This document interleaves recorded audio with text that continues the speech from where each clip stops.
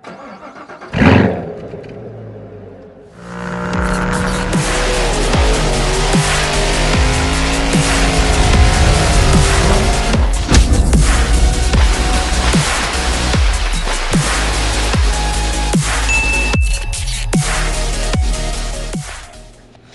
back to the channel, guys. As you can see, been a little busy. So I decabbed my truck, and I wanted to do a quick video showing the install of 2M long tubes. So I kept factory studs and nuts, factory multi-layer steel gaskets. There's no clamps on everything, but everything's basically where it's going to go. That little hanger is on a clamp. It's going to use that little hanger piece. Obviously, it's going to be much easier to install if you decab. I'm decabbing because I'm doing some other things, not just for headers. But on the passenger side, basically, I had to remove every top stud. So once you get your stock manifolds off, I had to remove all the top studs so I could even slide the header in there, and then I reinstalled the studs. So that's basically what it's going to take to get the passenger side in. Other than that, everything fits awesome. You know, no clearance issues anywhere. It's tight, but get the light down in there. Everything's good. It's good fitment. So on the driver's side,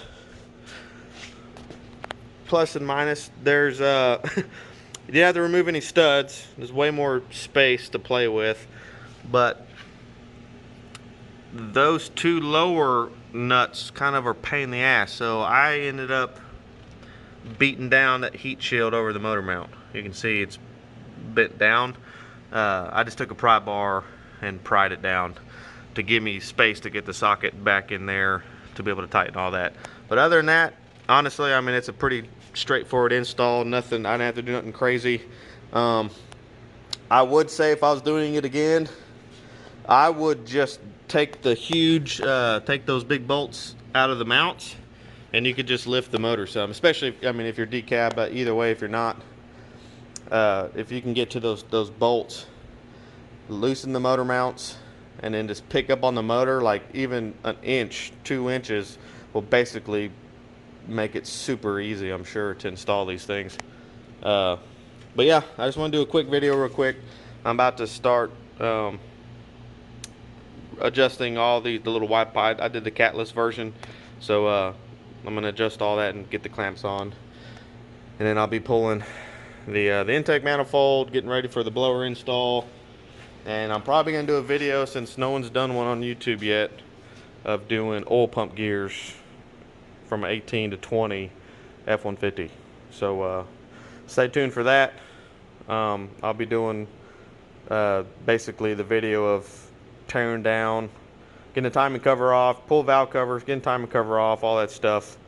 Pulling, and then doing the timing procedure to pull the timing chains and all that so you can get the pump out. And then I just bought the boundary gears and sprocket, so I'm keeping stock housing.